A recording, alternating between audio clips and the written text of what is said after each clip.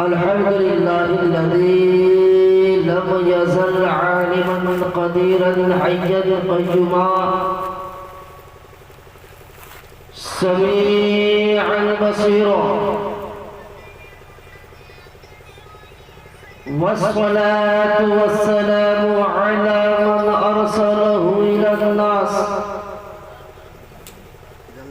من أرسله إلى الناس كافة بشيرا ونذيرا، وعلى آله وصحبه كثيرا كثيرا. أما بعد، فأعوذ بالله من الشيطان الرجيم. بسم الله الرحمن الرحيم. وترى الشمس إذا طلعت تزاور عن كهفهم ذات اليمين، وإذا غربت تقرضهم ذات الشمال، وهم في فجوة منه.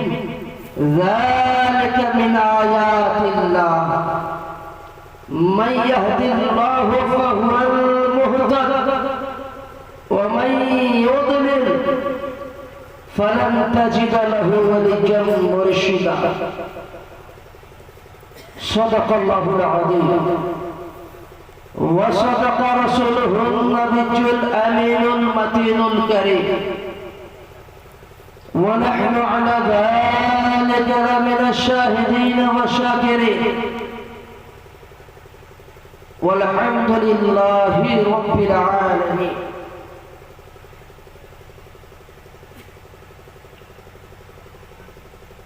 اسٹیج پر جلوہ فرما باوقار علماء کرام، مدح خیر لنا. میرے سامنے بیٹھی میری پیاری سنی عوام، اور کسی گوشے میں بیٹھ کر سننے والی خواتین اسلام، السلام علیکم ورحمۃ اللہ تعالی وبرکاتہ.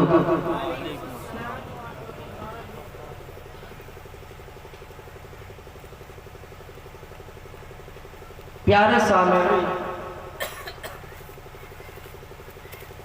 آج جیسا کہ آپ کو معلوم ہے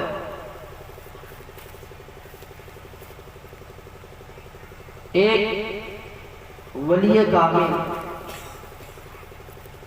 حضرت شاہ سید عبید الرحمن چشتی اصدقی علیہ الرحمہ، ان کی یاد میں ان کا عرس پاک منایا جا رہا ہے. انشاءاللہ میری کوشش رہے گی کہ میں نے جس آیت کریمہ کی تلاوت کی ہے اسی مناسبت سے آپ کو چند باتیں سناؤں، پھر اپنی گفتگو کو ختم کروں گا. اور ہم خوش نصیب ہیں، ہمارے درمیان انہی کی خاندان کے ایک چشم و چراغ، پیر طریقت، رہبر شریعت، شیخ امام اطہر الدین صاحب قبلہ مدد اللہ العالی طول اللہ عمرہ مع الصحہ والعافیہ، حضرت جلوہ فرما ہے. ابھی حضرت کی طبیعت ناساز ہے، خیر ان کی موجودگی میں اور ان کی سرپرستی میں ہم اس محفل کو منعقد کیے. اس لیے میرے پیاروں، آئیے میں کچھ عرض کروں، کچھ سناؤں، رسول پاک صلی اللہ علیہ وسلم کی بارگاہ میں درود پاک کا ہدیہ پیش کریں. اللہم صلی علی سیدنا مولانا محمد وعلی آلہ وصحبہ بارک وسلم صلاۃ وسلام علیک یا رسول اللہ صلی اللہ علیہ وسلم. بلا تاخیر قرآن مقدس سے میں نے جس آیت کریمہ کی تلاوت کا شرف حاصل کیا ہے، اللہ سبحانہ و تعالی فرماتا ہے وَتَرَى الشَّمْسَ إِذَا طُلَعَتْ تَزَاوَرُ عَنْ كَهْفِهِمْ ذَاتَ الْيَمِينِ۔ اس کا بالکل سلیس اور آسان ترجمہ کروں گا تاکہ آپ کو سمجھ آ جائے۔ اور تم سورج کو دیکھو گے، اللہ فرماتا ہے اور تم سورج کو دیکھو گے کہ جب طلوع ہوا تو ان کے غار سے دہنے طرف ہو کر طلوع ہوا، اور جب ڈوبا تو ان کے غار سے بایاں ہو کر ڈوبا، اس حال میں کہ وہ اولیاء کرام اس غار کے کھلے ہوئے حصے میں، اور یہ اللہ کی نشانیاں ہیں۔ میرے پیاروں، اس آیت کو سمجھنے کے لیے ایک چھوٹا سا واقعہ سمجھنا ضروری ہے، تب سمجھ آئے گی۔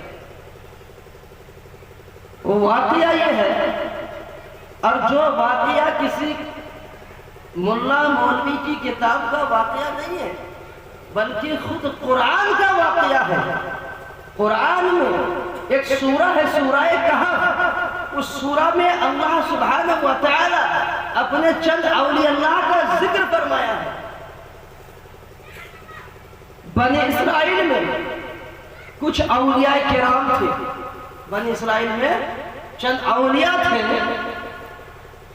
وہ ایک ظالم جابر اور کافر بادشاہ سے بچ کر جنگل کی طرف چلے گئے، اور وہ ظالم اور کافر بادشاہ جس کا نام دقیانوس تھا، کسی بھی شخص کو اللہ کی عبادت کرتا ہوا دیکھتا تو قتل کروا دیتا، اس قدر ظالم۔ تو اولیاء کرام جو تھے وہ اس سے بچ کر ایک اللہ کی عبادت کے لیے کہاں چلے گئے؟ جنگل کی طرف چلے گئے، اور جنگل میں ایک غار ملا ہوا، جس غار کے اندر داخل ہوئے اور عبادت کرتے رہے، اور 309 سال تک اسی غار کے اندر رہے۔ اسی غار کے اندر کتنا دن؟ 309 برس تک اس غار میں اللہ نے انہیں سلا دیا، سو گئے۔ 3 صدیاں بیت گئی، 309 برس بیت گیا، وہ اولیاء کرام اسی غار میں سوئے رہے۔ قرآن اسی چیز کو بیان کر رہا ہے کہ وہ اولیاء اللہ جس غار میں تھے، سورج جب بھی طلوع ہوتا تو سورج کی جو دھوپ، اس کی شعاعیں ان اولیاء اللہ پر پڑتی، اسی لیے اللہ نے حکم دیا، اے سورج، اے شمس، تم اپنے راستے کو بدل دو، تم اپنے راستے کو بدل دو۔ اور سورج جب بھی طلوع ہوا تو اپنا راستہ بدل کے تھوڑا ٹہلا ہو گیا، تاکہ سورج کی دھوپ ان اولیاء پر نہ پڑے، اور جب بھی غروب ہوتا تو بھی ان کی دھوپ اولیاء پر پڑتی، اسی لیے اللہ کا حکم ہوا تھوڑا بایاں ہٹ کے غروب ہونا، تاکہ دھوپ اولیاء پر نہ پڑے، ان اولیاء پر سورج کی شعاعیں نہ پڑے، انہیں تکلیف نہ ہو۔ میں آپ سے پوچھنا چاہتا ہوں میرے پیاروں، سورج کا ایک نظام ہے، ایک سسٹم ہے، ایک قانون ہے۔ اب قرآن سے ہی پوچھے، قرآن میں سورہ یاسین میں اللہ تعالیٰ فرماتا ہے وَالشَّمْسُ تَجْرِي لِمُسْتَقَرٍ لَهَا ذَلِكَ تَقْدِيرُ الْعَزِيزِ الْعَلِيمِ۔ قرآن میں اللہ فرماتا ہے سورج چلا کرتا ہے اپنے ٹھکانے، یعنی سورج کے لیے ایک راستہ مقرر ہے، جب سے اللہ نے سورج کو بنایا ہے اس وقت سے سورج اپنا مقرر جو راستہ ہے اسی پر چلتا ہے، نہ دہنا ہوا نہ بایاں۔ یہی سورج کی تقدیر ہے، اللہ نے سورج کی یہی تقدیر بنا دی۔ لیکن قربان جاؤ میرے پیارو، اللہ اپنے نیک بندوں کے خاطر، اللہ اپنے نیک اولیاء کے خاطر اپنی تقدیر کو 3 صدیوں تک بدل دیا۔ آئے لوگ ذرا سمجھنے کی کوشش کرو کہ اللہ نظام قدرت کو بھی بدل ڈالتا ہے، کس کے لیے؟ اپنے خاص بندوں کے لیے، خاص بندوں کے لیے۔ میرے پیاروں، ہم نے دیکھا آج سے تقریباً 1450 سال پہلے، بات کو سمجھنے کی کوشش کریں، 1450 سال پہلے مقام صحابہ پر حضور صلی اللہ علیہ وسلم مولا علی کی زانویہ مبارک پر سر رکھ کر آرام فرمانے لگے۔ اے علی، میں آرام کرنا چاہتا ہوں۔ محمد عربی آرام فرما رہے ہیں، عصر کا وقت تھا۔ علی نے نماز ادا نہیں کی، عصر کی نماز علی کی ابھی ادا نہیں ہوئی۔ مولا علی رسول کے حکم کے مطابق بیٹھ گئے، حضور آرام کرنے لگے، آنکھ بند ہو گئی، اور علی جو ہے ایک مرتبہ سورج کو دیکھ رہا ہے اور ایک بار رسول اللہ کے چہرے کو دیکھ رہا ہے۔ کبھی مصطفیٰ کے چہرے کو تک رہا ہے، کبھی سورج کو تک رہا ہے، اس لیے کہ سورج ڈوب نہ جائے۔ ارے علی، جس کی کبھی نماز قضا نہیں ہوئی ہے اس کی آنکھ نماز قضا نہ ہو جائے، اس لیے مولا علی سورج کی طرف دیکھ رہے ہیں، سوچ رہے ہیں، پھر مصطفیٰ کی طرف دیکھ رہے ہیں کیا کرے، حضور کو اٹھا دے یا نہ اٹھائے۔ حضور کو اٹھانے سے کیا ہوگا؟ نماز تو مل جائے گی لیکن بے ادبی ہو جائے گی، گستاخی ہو جائے گی۔ اگر حضور کو نہیں اٹھاتے ہیں تو نماز چھوٹ جائے گی۔ کرے تو کیا کرے، کرے تو کیا کرے؟ علی کا دل نے فیصلہ کر دیا۔ آئے علی سنو، نماز اگر قضا ہو تو پھر ادا ہو، محبت کی قضا کب ادا ہو؟ آئے علی سنو، نماز قضا ہو جائے تو پھر ادا ہو جائے گی، مصطفیٰ کا ادا اگر قضا ہو جائے تو کب ادا ہوگا؟ مولا علی مصطفیٰ کی محبت میں نماز عصر چھوڑ دی۔ اس کے بعد سورج ڈوب گیا، لیکن علی کو نماز سے بڑی محبت تھی، بہت محبت تھی۔ کبھی نماز قضا نہیں ہوئی، آنسو چھلک پڑا، اور آنسو چھلکا تو مصطفیٰ کے رخسار پر گیا، حضور کے رخسار پر گرا۔ حضور آنکھیں کھول دی۔ آئے علی، ہوا کیا؟ تم رو کیوں رہے ہو؟ اے علی، تم کو کس چیز نے رلایا؟ تم رو کیوں رہے ہو؟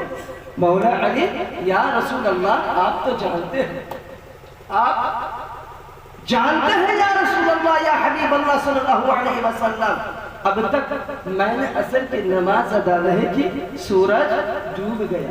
بولیے، سورج ڈوب گیا۔ حدیث کی کتاب اٹھائیے، تاریخ گواہ ہے۔ نبی نے کہا، اے علی سنو، میری محبت کی وجہ سے نماز قضا ہو گئی، مصطفیٰ کی محبت کی وجہ سے تم اگر قضا پڑھو گے تو دنیا کہے گی مصطفیٰ کی محبت نماز قضا کرا دیتی۔ اس لیے علی سنو، تم قضا نہیں پڑھو گے۔ حضور نے سورج کی طرف اشارہ فرمایا، اشارہ کرنا تھا، ڈوبا ہوا سورج میں پڑ گیا، ڈوبا ہوا سورج پڑ گیا۔ مولا علی نماز ادا فرما رہے ہیں، اب سورج سے پوچھے، اے سورج کب ڈوبنا ہے؟ تو سورج یہی کہے گا، اے لوگوں مجھے کیوں پوچھتے ہو؟ میرا تک سسٹم ہے، ایک طریقہ ہے، ایک قانون ہے، ایک نیم ہے، میں اس نیم کے تحت، اس قانون کے تحت ڈوب چکا تھا، غروب ہو چکا تھا۔ اے دنیا والو سنو، ابھی میں تمہارے لیے نہیں اٹھا ہوں، اب تو میں علی کے لیے اٹھا ہوں۔ پوچھو علی سے، علی کی نماز کا وضع ہوگی، جب علی کی کی نماز ادا ہوگی تب میں دوں گا۔ سبحان اللہ تب میں دوں گا۔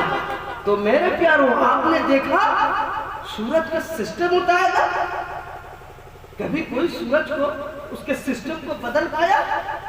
آپ نے دیکھا ہمیشہ پورب سے جس سمت سے جس جگہ سے طلوع ہوتا ہے ہمیشہ دیکھیے گا اسی جگہ سے جہاں ڈوبتا ہے وہی ڈوبے گا، یہی سسٹم ہے۔ لیکن اللہ تعالیٰ اپنے محبوب کے خاطر سسٹم کو بدلتا ہے۔ اے دنیا والے سنو، اس بات کو یاد رکھنا، سورج کو اللہ نے مقدر کر دیا ہے، اس کو بدلا نہیں جاتا، لیکن اللہ اپنے محبوبین سے اسی قدر محبت کرتا ہے، اس کی محبت میں اپنا نظام قدرت کو بھی بدل دیتا ہے۔ سبحان اللہ سبحان اللہ، نظام قدرت کو بھی بدل دیتا ہے۔ میرے پیاروں آپ نے نہیں دیکھا ایک چند اولیاء کے لیے اگر نظام بدل سکتا ہے، یہ تو مصطفیٰ ہے، یہ تو مصطفیٰ ہے جن کو اللہ نے اپنا ذکر بنا دیا۔ بولیے سبحان اللہ۔ الشفا کتاب کا نام شفا شریف جلد اول، قاضی عیاض رحمت اللہ علیہ اس کتاب میں فرماتے ہیں، حدیث شریف نقل کرتے ہیں، جس حدیث میں حضور نے فرمایا کہ اللہ کا فرمان ہے، اے میرے محبوب جعلتک ذکرا من ذکری فمن ذکرک فقد ذکرنی، اے میرے حبیب میں نے آپ کو میرے ذکر میں سے ایک ذکر بنا دیا ہے۔ اللہ نے آپ کو اللہ کے ذکر میں سے ایک ذکر بنا دیا، جس نے آپ کا ذکر کیا اس نے خدا کا ذکر کیا، جس نے آپ کا ذکر کیا اس نے خدا کا ذکر کیا۔ میرے پیاروں اللہ تعالیٰ اپنے نیک بندوں سے اس قدر محبت فرماتا ہے۔ دیکھیں جس وقت یہ اولیاء کرام جو غار میں تھے، وہ اولیاء بادشاہ کے ظلم سے بچ کر جنگل کی طرف چلنے لگے، بڑی توجہ سے سنیں، جنگل کی طرف چلنے لگے۔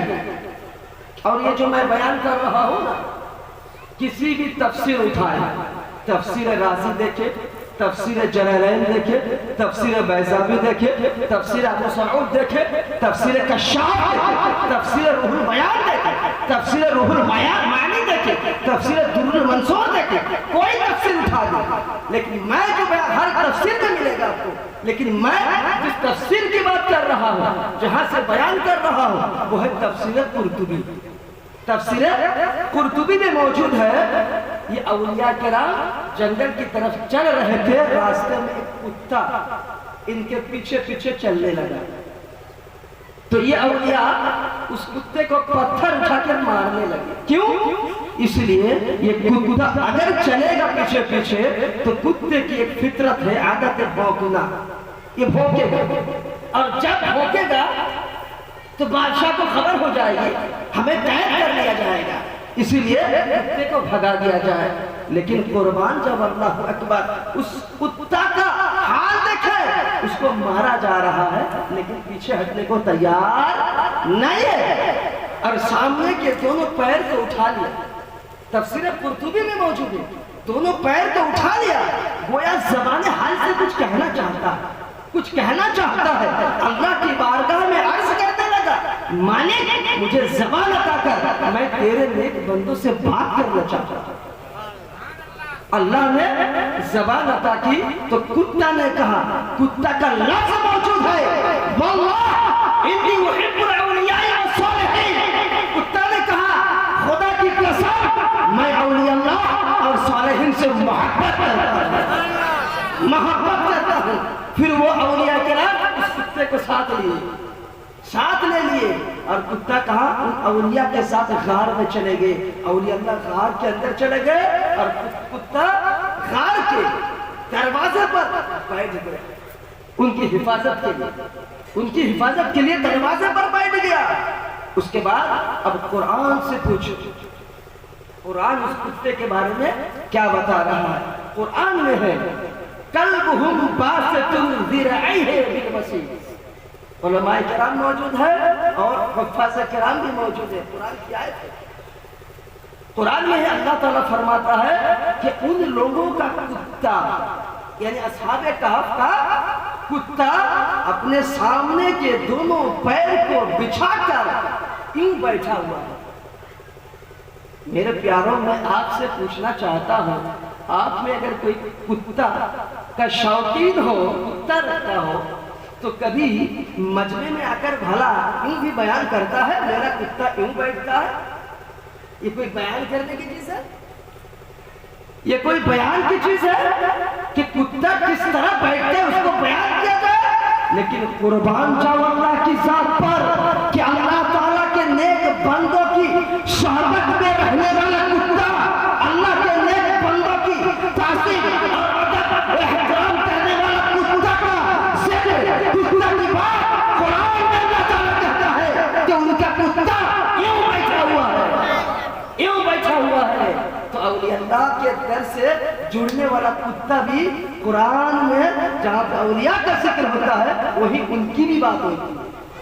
صرف بات یہیں پہ ختم نہیں ہے، وہی قرآن میں اسی سورہ میں اللہ تعالیٰ بیان فرماتا ہے کہ کچھ لوگ کہیں گے یہ اولیاء کرام کے تعلق سے کہ وہ 3 تھے، اگر وہ 3 تھے تو چوتھا ان کا کتا۔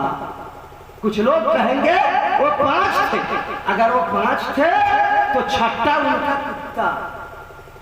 رجمم بالخیر، اور یہ عقل سے کہیں گے۔ اور کچھ لوگ کہیں گے کہ وہ 7 تھے، 8واں ان کا کتا۔ تو میرے پیاروں، آپ نے کیا سمجھا یہاں سے یہی بات سمجھ آ رہی ہے۔ میں آپ سے پوچھنا چاہتا ہوں، کسی نے آپ کو دعوت کی کہ آپ 10 آدمی جو ہے، آج 10 آدمی کو میں دعوت کر رہا ہوں، ہمارے گھر میں 10 آدمی تشریف لائیے۔ آپ 10 میں سے ایک آدمی کتا رکھتا ہے، شوق ہے ان کا، ساتھ لے کے چلتے ہیں۔ اور جب مہمان کے گھر پہنچے تو مہمان نے پوچھا بھائی کتنے ہیں آپ؟ ایسا تو نہیں کوئی کم ہو گیا یا کوئی ایک بڑھ گیا، یہ 2-4 کم ہو گئے، کتنے ہیں؟ تو بھلا کوئی ایسا بھی کہتا ہے ہم 10 ہیں 11واں کتا؟ ایسا کوئی کہتا ہے؟ یہ کہنے کی بات ہے، ہم 10 ہیں 11واں ہمارے کتا؟ نہیں، اس طرح نہیں کہا جاتا۔ لیکن اللہ تعالیٰ قرآن میں کہتا ہے اگر وہ 7 ہے تو 8واں کتا ہے، یعنی جہاں پہ اولیاء اللہ کا ذکر، ان کی بات وہی پہ کتے کی بات ہو رہی ہے۔ کیوں؟ اس سے کیا سبق مل رہا ہے میرے پیاروں؟ اس سے یہی سمجھ آ رہا ہے کہ صحبت بڑی چیز ہے۔ آج پیر طریقت آئے ہوئے ہیں، ہمیں چاہیے کہ ان کی صحبت اختیار کریں، بزرگوں کی صحبت اختیار کریں۔ پیر طریقت جو پیر کامل ہوتے ہیں ان کے قریب اٹھنا بیٹھنا چاہیے، ان کے ساتھ، تاکہ ان سے فیض ملے، کچھ حاصل ہو۔ ہم میں تو بہت شخص ایسے ہیں کہتے اس کی کیا ضرورت ہے؟ ارے قرآن سے پوچھو صحبت کی کیا ضرورت ہے۔ صوفیاء کرام فرماتے ہیں، ایک خانقاہی نظام بنا ہوا ہے، اس لیے کچھ خانقاہی بات کرنا چاہتا ہوں۔ صوفیاء کرام فرماتے ہیں صحبت سے وہ چیز حاصل ہو سکتی ہے جو عبادت سے حاصل نہیں ہو سکتی۔ آپ کہتے ہیں حضرت یہ کیسی بات ہو گئی؟ سمجھا رہا ہوں آپ کو، صحبت سے کبھی وہ چیز حاصل ہو سکتی ہے جو عبادت سے حاصل نہیں ہوتی۔ مجھے آپ بتائیے صحابہ کی تعریف ہے کیا؟ صحابہ کسے کہتے ہیں؟ صحابہ کسے کہتے ہیں؟ صحابہ ان نفوس قدسیہ کو کہا جاتا ہے جنہوں نے حضور صلی اللہ علیہ وسلم کی ظاہری حیات اپنے ماتھے کے آنکھوں سے حضور کو دیکھا، حضور کا دیدار کیا ہو اور ایمان بھی لایا ہو اور ایمان پر خاتمہ ہو، اسے صحابہ کا۔ حضور کو دیکھا ہو، ایمان بھی لایا ہو اور ایمان پر موت واقع ہوئی ہو، وہ صحابی رسول ہے۔ اب اس قاعدہ کے تحت، اس قانون کے تحت آپ مجھے بتائیے، ایک شخص دن کو 10 بجے حضور کی بارگاہ میں آیا اور آنے کے بعد حضور کو دیکھا، حضور کا دیدار کیا اور کلمہ پڑھا مسلمان ہوا اور 1 گھنٹے بعد 11 بجے ان کا انتقال ہو گیا، ان کی موت واقع ہو گئی۔ تو ایک بات بتائیے، یہ صحابی ہے یا نہیں؟ یہ شخص صحابی ہے کہ نہیں؟ یہ شخص صحابی رسول ہے، صحابی رسول ہے، چونکہ صحابی کے لیے جو شرط ہے حضور کو دیکھنا بھی چاہیے ظاہری ماتھے کی آنکھ سے، اور حضور کے زمانے میں اس کے بعد ایمان بھی لانا ہے اور ایمان پر موت بھی واقع ہونا ہے، سب چیزیں ان میں پائی جاتی ہیں۔ تو یہ صحابی رسول ہو گئے، لیکن 1 گھنٹہ کے مسلمان ہیں، 1 گھنٹہ کے مسلمان ہیں، ابھی نمازیں نہیں پڑھی ہے، ابھی روزہ نہیں رکھا، کیونکہ نماز کا وقت آیا ہی نہیں، ظہر آیا ہی نہیں، ظہر ملا ہی نہیں، نماز نہیں پڑھے ہیں، روزہ نہیں رکھے ہیں، کوئی عبادت نہیں ہے، لیکن ان کے تعلق سے کتاب میں آتا ہے کہ ہر صحابی ہر ولی سے افضل، ہر صحابہ ہر ولی سے افضل۔ تو گویا کہ وہ 1 گھنٹہ کا جو مسلمان ہے وہ غوث اعظم سے افضل، غریب نواز سے افضل، ارے وہ غوث اعظم جن کی رات و دن عبادت میں گزرتا، رات و دن عبادت کرتے ہیں، رات عشاء کے وضو سے فجر کی نماز ادا کرتے، وہ غوث اعظم، ارے وہ معین الدین جو آخری لمحہ میں کتابوں میں آتا ہے عشاء کی نماز ادا فرماتے اور مکہ المکرمہ تشریف لے جاتے اور فجر سے پہلے اجمیر حاضر ہو جاتے، وہ معین الدین، ارے ان کی عبادتیں اللہ اکبر، کیا عبادتیں تھی، کیا بندگی تھی، لیکن قربان چاہیے وہ صحابی رسول جو 1 گھنٹے کا مسلمان ہے، وہ ان سے افضل ہے، ولی سے افضل، جنید بغدادی سے افضل، باعث مستمی سے افضل، معروف قرقی سے افضل، سری سختی سے افضل، داؤد الطائی سے افضل، غوث اعظم سے افضل، معین الدین سے افضل، قطب الدین سے افضل، فرید الدین سے افضل، نظام الدین سے افضل، ہر ولی سے افضل۔ تو افضل بنایا کس نے؟ امن نے؟ امن تو ادھر زیادہ ہے، امن تو اولیاء اللہ کے پاس زیادہ ہے، غوث و خواجہ کے پاس زیادہ ہے، تو انہیں افضل بنایا کس نے؟ انہیں افضل بنایا مصطفیٰ کی صحبت نے، مصطفیٰ کی صحبت نے۔ اس لیے میرے پیاروں، صحبت سے وہ چیز حاصل ہو سکتی ہے جو عبادت سے بھی نہیں حاصل ہوتی، یہ اولیاء کرام فرماتے ہیں، اولیاء کرام فرماتے ہیں، تو صحبت کی بات ہے، ارے مصطفیٰ کی نظر سے بن جایا گیا، بولیے سبحان اللہ، مصطفیٰ کی نظر سے بن جایا کرتے ہیں۔ حضور کی نظر ابو بکر پر پڑی تو صداقت ناز کرنے لگی، حضور کی نظر عمر فاروق پر پڑی عدالت ناز کرنے لگی، مصطفیٰ کی نظر عثمان پر پڑی سخاوت ناز کرنے لگی، مصطفیٰ کی نظر علی پر پڑی تو شجاعت ناز کرنے لگی، مصطفیٰ کی نظر امام حسن پر پڑی تو امامت ناز کرنے لگی، اور مصطفیٰ کی نظر حسین پر پڑی تو شہادت ناز کرنے لگی۔ ارے حضور کی نظر کی بات کرتے ہیں، آئیے میں حضور کے غلاموں کی بارگاہ میں لے چلتا ہوں، پھر پتہ چلے گا کہ حضور کا مقام کیا ہے۔ حضور غریب نواز رضی اللہ تعالیٰ عنہ، ہند الولی عطا رسول شہنشاہ ہند، کتابوں میں آتا ہے، تاریخ میں موجود ہے، جب حضور صلی اللہ علیہ وسلم نے معین الدین کو بھیجا، اے معین الدین میرا نائب بن کے جاؤ ہندوستان میں، نائب رسول عطا رسول فی الہند ہو جاؤ، جاؤ ہندوستان کی طرف جاؤ، اجمیر جاؤ اور اسلام کا بول والا کرو۔ تو خواجہ کریم نواز عطا رسول ہند الولی جب رسول اللہ کی بارگاہ سے ہندوستان کی طرف روانہ ہوئے، تاریخ گواہ ہے، مختلف مکان ہوتے ہوئے، مختلف ممالک ہوتے ہوئے ہندوستان تشریف لائے، جن میں سے ایک مقام کا ذکر میں کرنا چاہتا ہوں، صرف ایک مقام کا، اس سے اندازہ ہو جائے گا آپ کو، وہ ہے بلخ کی سرزمین۔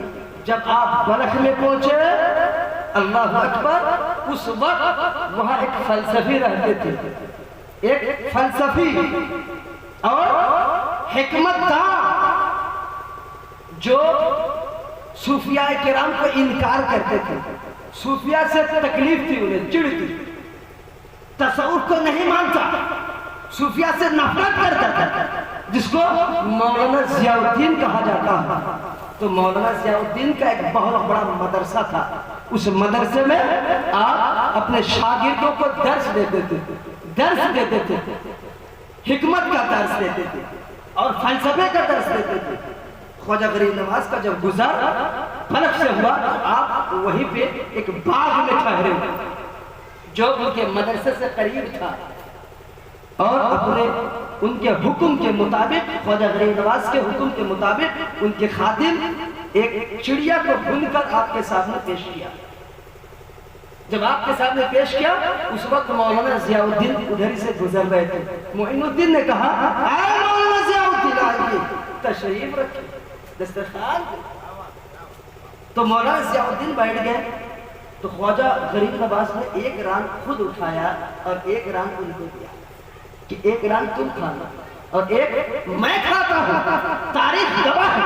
اس ران کو کھانا تھا، بے ہوش ہو گئے، اور مولانا ضیاء الدین کو جب ہوش آیا تو لوگوں نے دیکھا ان کا سر معین الدین کے قدموں پر تھا۔ حضور معاف کر دے، مجھ سے غلطی ہو گئی، میں توبہ کرتا ہوں۔ غریب نواز کی بارگاہ میں توبہ کر کے مسلمان ہوئے۔ صرف وہ مسلمان نہیں ہوئے بلکہ ان کے جتنے شاگرد تھے سب کو مسلمان کیے، اور فلسفے کی تمام کتابوں کو دریا میں بہا دیا۔ اس کتابوں کی ضرورت نہیں ہے، اس کتابوں کی ضرورت نہیں ہے، حکمت کی ضرورت نہیں ہے۔ تو میرے پیاروں، حضور کی نظر کی بات کرتے ہیں، حضور کے غلاموں کی نظروں سے بگڑی بن جایا کرتے ہیں۔ بے شک نکاح ولی میں وہ تاثیر دیکھی، بدلتی ہزاروں کی تقدیریں دیکھی۔ صرف بات یہیں تک ختم نہیں ہے، اس کے بعد وہ مرید بھی ہوتے ہیں۔ مولانا ضیاء الدین مرید ہونے کے بعد معین الدین چشتی کے ساتھ رہتے، صحبت بول رہا تھا نا میں بیان کرا، صحبت، ان کی صحبت میں چند دن رہے اور خلوص سے رہے۔ پھر جب چند دن ان کی صحبت میں رہے، معین الدین نے جو دینا تھا، جو پلانا تھا، نگاہ سے پلا دیا، نگاہ سے پلا دیا، اور انہیں بھی ولی بنا دیا، سبحان اللہ، ولی بنا دیا۔ ارے اولیاء اللہ کی نظر پڑ جائے تمہارا آدمی ولی بن جایا کرتا ہے۔ مصطفیٰ تو بہت اعلیٰ ہے، بہت اعلیٰ ہے۔ غوث اعظم کی نگاہ پڑی چور پر، تاریخ نہیں معلوم، چور ولی بن گیا، ابدال ہو گیا۔ تو میرے پیاروں، اولیاء اللہ کی باتیں اور ہے، اور ان کی صحبت بڑی شے ہے، بڑی دولت ہے۔ اگر ان کی صحبت مل جائے، اب ایک بات بتا دوں، بڑی قیمتی بات بتا رہا ہوں، تصوف کی بات۔ حضرت شیخ کبیر ابو یوسف حمدانی رحمت اللہ تعالی علیہ بڑی بات بتا کے گزر گئے۔ اے لوگوں سنو، کامیاب ہونا چاہتے ہو، کامیاب بننا چاہتے ہو، اللہ کی صحبت اختیار کرو۔ کامیاب ہونا چاہتے ہو تو اللہ کی صحبت اختیار کرو۔ اگر یہ میسر نہ ہو تو پتا ہے نا ان کو، اگر یہ میسر نہ ہو تو ان کی صحبت اختیار کرو جن کو اللہ کی صحبت میسر ہے، جن کو اللہ کی صحبت حاصل ہے، میسر ہے، ان کی صحبت اختیار کرو۔ مجدد الفسانی علیہ رحمت و رضوان فرماتے ہیں صحبت کے تعلق سے، اے لوگوں وقت کم ہو اور بہترین شے حاصل کرنے کی خواہش ہو، کم وقت میں اعلیٰ چیز حاصل کرنے کی تمنا ہو، خواہش ہو، تو اللہ کے نیک بندوں کی صحبت اختیار کرو۔ اس سے کم وقت میں اعلیٰ شے حاصل ہو سکتی ہے۔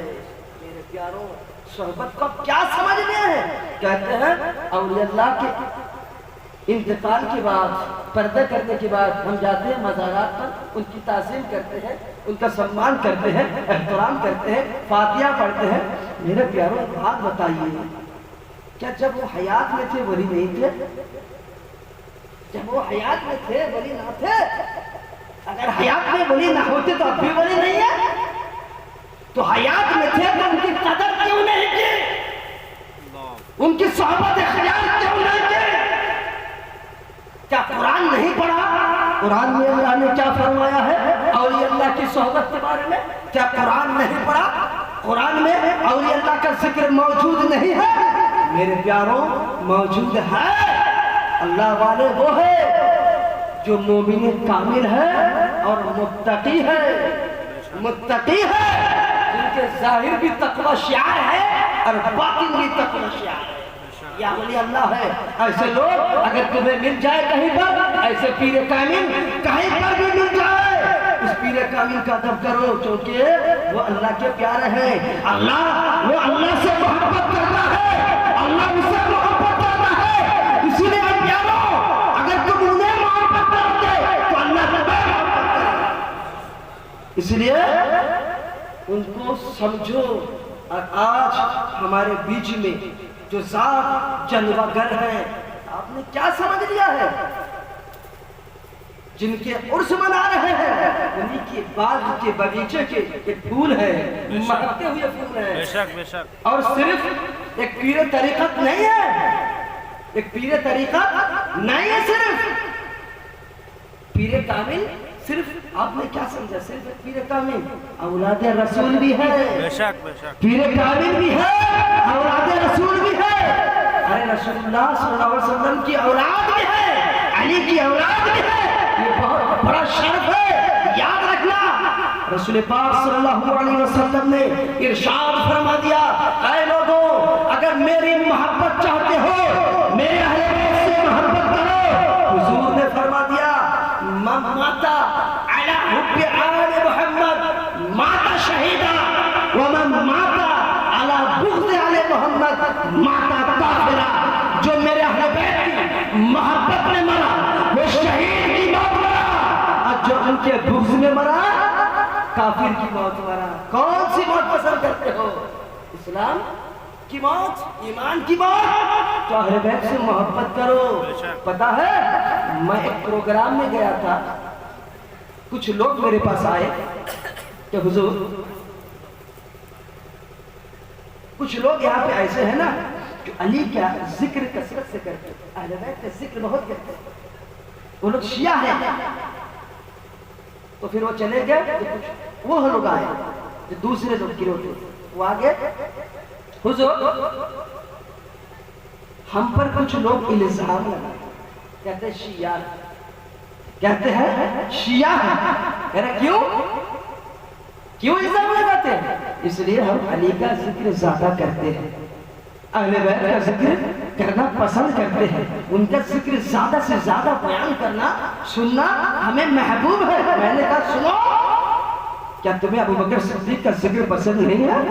تو بولا حضور ابو بکر صدیق کے ذکر سے دلوں کو سکون ملتا ہے، عمر کے ذکر سے دلوں کو سکون ملتا ہے، عثمان کے ذکر سے دلوں کو سکون ملتا ہے، طلحہ زبیر کے ذکر سے دلوں کو سکون ملتا ہے، عشرہ مبشرہ کے ذکر سے دلوں کو اطمینان حاصل ہوتا ہے، صحابہ کے ذکر سے سکون ملتا ہے۔ یہ اور بات ہے، ہم علی کے ذکر، حسن حسین کے ذکر، فاطمہ کا ذکر زیادہ کرتے ہیں، اس لیے ہم پہ الزام لگاتے ہیں کہ یہ شیعہ ہے، یہ شیعہ ہے۔ تو میں نے کہا سنا تو پروگرام میں یہی بیان ہو جائے، یہی بیان ہو جائے، لوگوں کو سمجھائے، اے لوگوں سنو شیعہ اور ہے، ان کی فکر الگ ہے، ان کی سوچ الگ ہے، وہ تو صحابہ کی توہین کرتے ہیں جو ہمیں گوارا نہیں۔ ابو بکر صدیق پر کوئی انگلی اٹھایا ہمیں گوارا نہیں، عمر فاروق پر انگلی اٹھایا ہمیں گوارا نہیں، کیونکہ صحابہ کرام آسمان کے ستارے کے مانند ہیں۔ مصطفیٰ نے فرمایا اصحابی کا نجوم، ان کی شان میں بے ادبی ہو اہل سنت الجماعت برداشت نہیں کر سکتے۔ تو میرے پیاروں میں نے انہیں سمجھایا ان کی محبت تو ضروری ہے، لیکن علی کی محبت اگر کوئی کرے اگرچہ کثرت سے کرے، حسن کی محبت، حسین کی محبت، فاطمہ کی محبت، ان کا ذکر کثرت سے کرے، کوئی حرج نہیں ہے، یہ شیعیت نہیں ہے۔ ارے اسی کا تو نام سنیت ہے، اسی کا نام اہل بیت کی محبت، ان کا ذکر، ان کی باتیں، اسی کا نام تو سنیت ہے۔ آپ نے نہیں سمجھا؟ امام شافعی رحمت اللہ علیہ، امام شافعی کون تھے؟ بڑے امام، 4 اماموں میں سے ایک امام شافعی رحمت اللہ علیہ۔ ان کے تعلق سے ان کے زمانے میں لوگوں نے کہا یہ رافضی ہے، لوگوں نے کہا یہ رافض کتاب کی ہوائی فائرنگ نہیں کر رہا، کتابی بات کر رہا ہے۔ ان کے تعلق سے لوگوں نے اس زمانے میں لوگوں نے کہا یہ رافضی ہے، تو امام شافعی رحمت اللہ علیہ فرماتے ہیں لو کان رفضا حب آل محمد فلیشہد الثقلان انی رافضی۔ اے لوگوں سنو، اگر اہل بیت کی محبت کا نام رافضی ہے تو میں رافضی ہوں۔ ان کی محبت کا نام رافضیت اگر تم دیتے ہو، شیعیت رکھتے ہو تو میں ہوں، لیکن ان کی محبت نہیں چھوڑ سکتا، چونکہ ان کی محبت کا نام ہی تو سنیت ہے۔ ارے علی ہے کون؟ علی اللہ اکبر، حضرت علی رضی اللہ تعالی عنہ کے تعلق سے حدیث شریف میں ہے حضور صلی اللہ علیہ وسلم مردوں میں سب سے زیادہ جس سے محبت فرماتے تھے وہ مولا علی ہے، اور عورتوں میں سب سے زیادہ جن سے محبت فرماتے وہ خاتون جنت فاطمہ الزہرا ہے، فاطمہ الزہرا ہے۔ جب ہجرت کر کے مکہ سے مدینہ آئے تو رسول اللہ نے انصار مہاجرین کے درمیان بھائی بھائی کا رشتہ قائم فرما رہے تھے، تمہارا ایک دوسرے کو بھائی بنا رہے تھے، فلاں فلاں کا بھائی، فلاں فلاں کا بھائی، فلاں فلاں کا بھائی۔ مولا علی چھوٹ گئے، رہ گئے، باقی رہ گئے۔ حضور کی بارگاہ میں آئے، حضور سب کو آپ نے ایک دوسرے کا بھائی بنا دیا، مجھے بنایا میں رہ گیا حضور۔ تو حضور صلی اللہ علیہ وسلم فرمانے لگے سنو انت آخری فی الدنیا والآخرہ، تم دنیا اور آخرت میں میرا بھائی ہے، میرا بھائی۔ تو وہ علی ان کا ذکر نہ کرے جن کا ذکر مصطفیٰ کرتے ہیں، جن کی بات حضور کرتے ہیں۔ حضور فرماتے ہیں علی مجھ سے ہے، میں علی سے ہوں، علی مجھ سے ہے، میں علی سے ہوں، حسین مجھ سے ہے، میں حسین سے ہوں، یہ حدیثوں میں موجود ہے۔ صحابہ فرماتے ہیں جب ہم منافق اور مومن کے درمیان تمیز کرنا چاہتے ہیں کہ کون مومن ہے کون منافق ہے تو علی کا ذکر کہتے، بولیے سبحان اللہ، علی کا ذکر کرتے، اور علی کے ذکر سے جو کھل جاتے سمجھ جاتے مومن ہے، اور جو رنجدہ تکلیف اور غم میں مبتلا ہو جاتا، جنہیں تکلیف ہو جاتی ہم سمجھ جاتے وہ منافق ہے۔ تو علی کو مومن اور منافق کے درمیان کی پہچان بتایا گیا۔ حدیث میں آقا فرماتے ہیں کوئی مومن علی سے بغض نہیں رکھ سکتا اور کوئی منافق علی سے محبت نہیں کر سکتا۔ تو میرے پیاروں اس علی کے گھرانے کے ہیں کون جو فاتح خیبر، جو فاتح ولایت ہے مولا علی رضی اللہ تعالی عنہ، ان کے گھرانے سے ایک کے چراغ اور ان کے گھرانے کے بزرگ ہم اور آپ کے درمیان جن کا عرس میں ہم حاضر ہیں، حضرت شاہ عبید اللہ چشتی اصدقی رحمت اللہ علیہ، اللہ اکبر، اولاد علی بھی ہے، ان کی تعظیم کرو، اور ولی کامل بھی ہے، ولی کامل بھی ہے، اس لیے ان کی تعظیم ضروری ہے۔ ان کی تعظیم کرو گے تو یہاں بھی بھلائی ملے گا آپ کو، اور وہاں بھی آخرت میں بھی آپ ہی کامیاب ہوں گے۔ اور اگر ان سے دور رہے، یعنی اولیاء سے دور رہے، اولیاء سے دوری اختیار کرے تو کامیابی نہیں ہے۔ ایک کتا اولیاء کی صحبت میں رہ کر کامیاب ہو سکتا ہے، جنت میں جائے گا وہ کتا، تفسیر میں ہے وہ کتا جنت میں جائے گا۔ اگر اولیاء کی صحبت میں رہنے والا کتا جنتی ہو سکتا ہے تو ہم اشرف المخلوقات ہو کر اشرف المخلوقات ہیں۔ اگر ہم اولیاء کی صحبت میں رہیں، ان سے محبت کریں، اللہ اکبر، ان سے رشتہ جوڑ لیں، ان سے مرید ہو جائیں، ان کے سلسلے میں منسلک ہو جائیں تو ضرور ان کا فیض یہاں بھی ملے گا، وہاں بھی ملے گا۔ اسی لیے میرے پیاروں، ابھی جو مرید نہیں ہوئے ہیں، لوگ کہتے ہیں کہ مرید کیا ضرورت ہے، کیا ضرورت ہے مرید ہونا؟ اگر پیر کامل ہے تو پھر نہیں سوچنا. کامل اگر نہیں ہے, آج تو ہزاروں پیر گھوم رہے ہیں, ان کی بات نہیں کر رہا ہوں, ویسے پیروں کی بات نہیں کر رہا ہوں جو خوف خدا لے کے نہیں جیتا ہے, دنیا کمانے کے لیے جیتا ہے. میں تو ان کی بات کر رہا ہوں جن کا دل خشیت الہی کا گہوارہ ہے, جن کا جینا مرنا خدا کی رضا کے لیے ہو. ان بزرگوں کی بات کر رہا ہوں, اللہ والوں کی بات کر رہا ہوں, اللہ کے نیک بندوں کی بات کر رہا ہوں, ان پیر کامل کی بات کر رہا ہوں جو ظاہر میں بھی اللہ کی عبادت کرتے ہیں, باطن میں بھی کرتے ہیں. لوگ دیکھیں مسجد میں وہاں بھی کریں گے, مسافر ہیں کہیں اور چلے گئے, ارے لوگ نہیں دیکھ رہے ہیں, اے دنیا والوں خدا دیکھ رہا ہے, وہاں پر بھی وہ اللہ کی عبادت کرتے ہیں. ایسے کی بات کر رہا ہوں, ویسے کی بات کر رہا ہوں. سمجھ میں آ رہی بات؟ تو ایسے پیر کامل کی صحبت اختیار کریں, ان سے جڑ جائیں, مرید ہو جائے. ارے آپ آج سوال کرتے ہیں مرید کیوں ہو, کیا ضرورت ہے مرید ہونے کی؟ کیا آپ نے نہیں دیکھا غریب نواز کے در سے آپ کو اسلام ملا نا, ہمیں اسلام ملا. غریب نواز خود مرید ہے, معین الدین کے پیر ہے. اگر ایک ولی کامل غریب نواز کی ذات, اللہ اکبر, جن کے ہاتھوں میں 1-2 نہیں 90 لاکھ غیر مسلم نے کلمہ پڑھ کر مسلمان ہو گیا, تاریخ میں ریکارڈ ہو چکا ہے. ایسے غریب نواز اگر ان کو پیر کی ضرورت پڑ سکتی ہے, ہم اور آپ کی کیا حیثیت ہے؟ گناہوں میں ڈوبے رہتے ہیں اور کہتے ہیں پیر پکڑنے کی ضرورت ہی کیا ہے, پیر کامل کی ضرورت ہی نہیں ہے, بس عبادت کر رہے ہیں, ہم کامیاب ہو جائیں گے. قرآن پڑھو, قرآن میں اللہ نے کیا فرمایا, یا ایھا الذین آمنوا اتقوا اللہ وکونوا مع الصادقین. نہیں سمجھے؟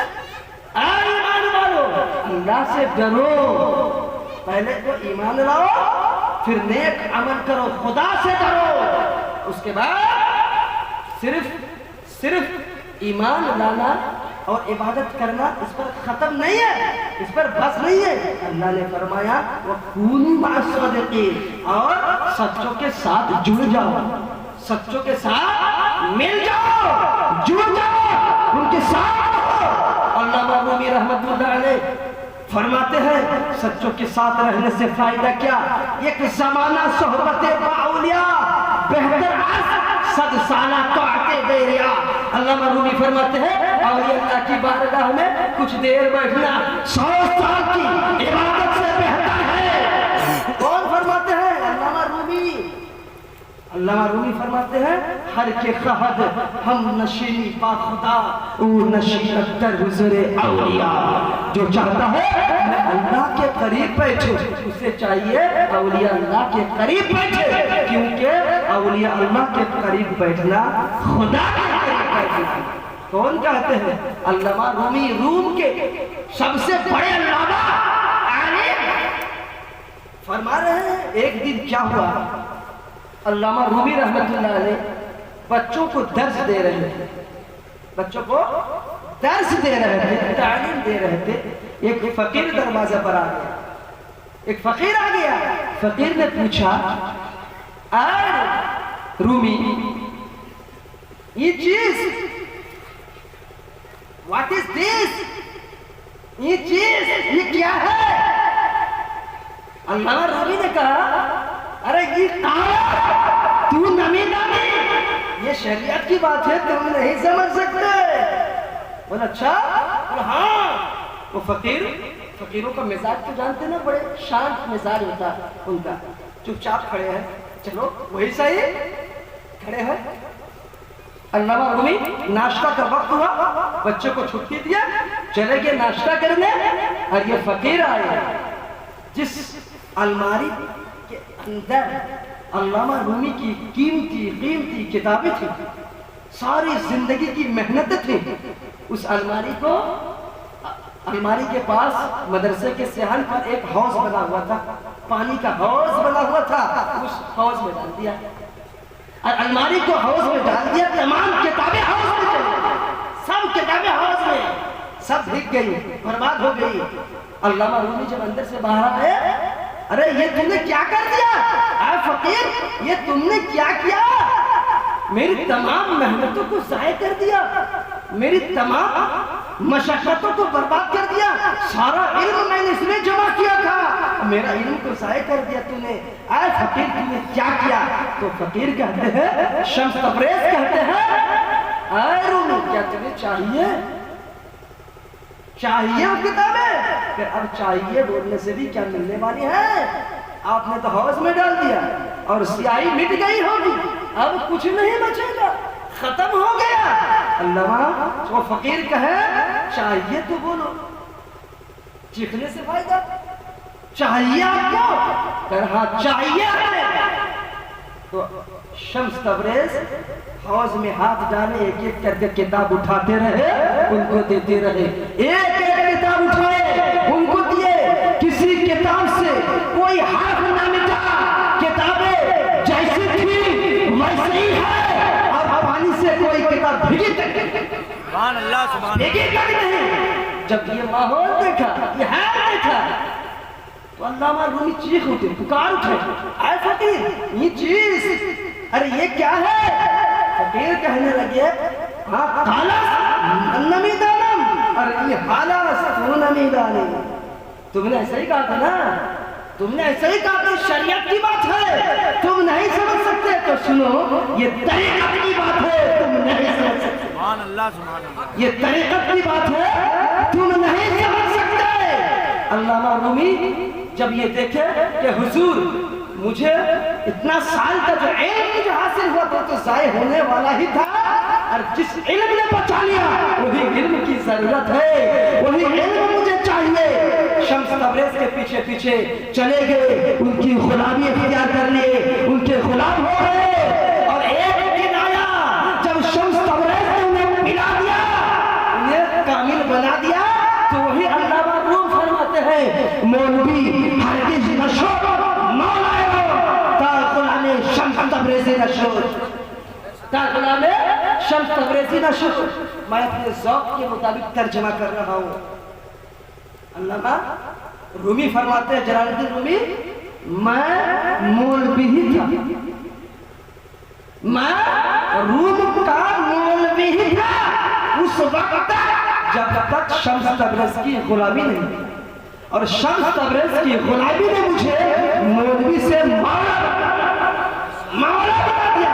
اے لوگوں، مولا خانقاہوں سے بنا کرتا ہے۔ علامہ رومی نے یہ درس دیا کہ پیر کامل کو تلاشو، ان کی غلامی کرو، ان کے غلامی میں رہو، اگر تم مولوی نہیں ہونا مولا بن جاؤ گے۔ چونکہ نئے نئے مولوی کے اندر اکثر اکڑ ہوتی ہے، میں کچھ ہوں، میں کچھ ہوں، سب میں نہیں ہوتا، کچھ لوگوں میں ہوتا ہے میں کچھ ہوں، تو یہ میں کچھ ہوں کو ختم کہاں کیا جاتا ہے؟ وہ جگہ خانقاہ ہے جہاں دھلائی ہوتی ہے، جہاں عاجزی عطا کی جاتی ہے، خاکساری عطا کی جاتی ہے۔ اے مولانا سنو، اے مولوی سنو، خانقاہ میں آئے ہو تو یہاں سے صوفیاء کرام کا درس لے کر جاؤ، اور صوفیاء کا درس اکڑ کر نہیں بلکہ قرآن کہتا ہے لا تمشی فی الارض مرحا، زمین پر اکڑ کر مت چلو، صوفیاء کہتا ہے جھک کے چلو، خاکساری پیدا کرو۔ بے شک یہ کہاں ملے گا آپ کو؟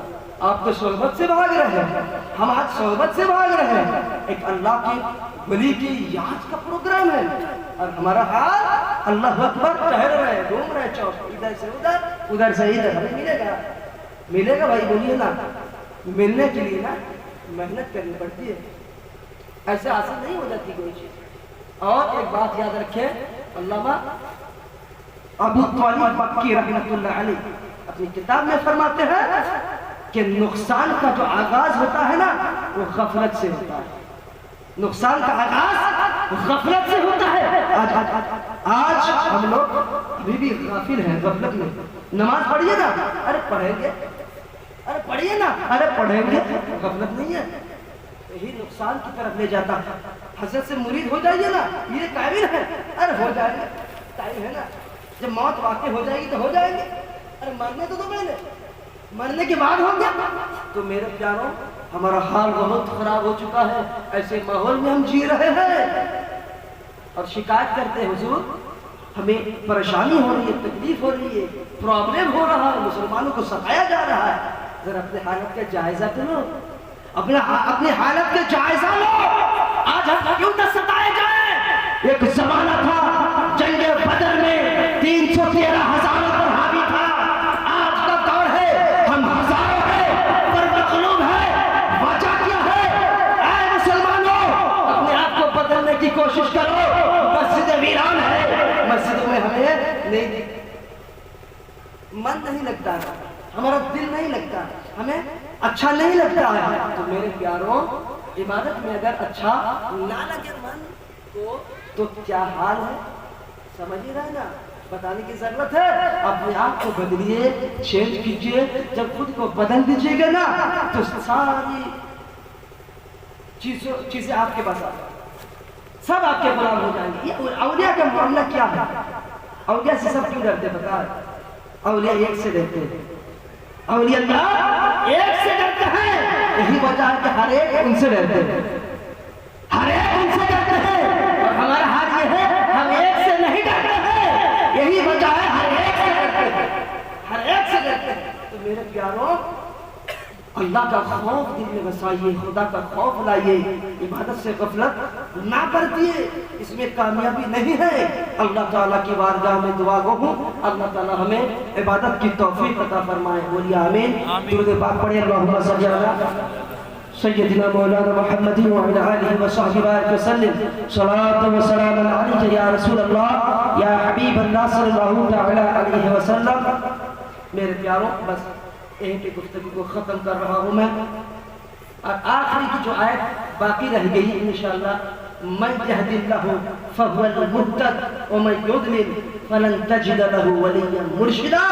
اس کی تفسیر انشاءاللہ پھر کبھی وقت ملے گا، آنا نصیب میں رہے گا آپ کے دیار میں، اس کی تفسیر میں کروں گا، آپ کو بیان کروں گا. بس اللہ سے دعا ہے اللہ تعالیٰ ہم تمام کو ایک اور نیک بننے کی توفیق عطا فرمائے. آمین. آخری بات، ادب جانے ایمان، ادب جانے عشق. ادب نہیں تو کچھ بھی نہیں ملے گا. بے شک. ادب جانے ایمان، ادب جانے عشق، ادب سنگ بنیاد ایوان عشق. نبی کا ادب زندگی کی اساس، ادب ہے بہار خیابان عشق. کبھی وہی آتی ہے لا تجہروا، کبھی حکم ہوتا ہے لا ترفعوا. محبہ، رسول کے چاہنے والے، محبہ فی الجنت الخالدہ وشتاہ فی النار ذات الوقود. مبارک ہو جن کو ادب مل گیا، مبارک ہو جن کو ادب مل گیا. جسے وہ مل گئے اسے سب مل گیا. وما علینا الا البلاغ. السلام علیکم.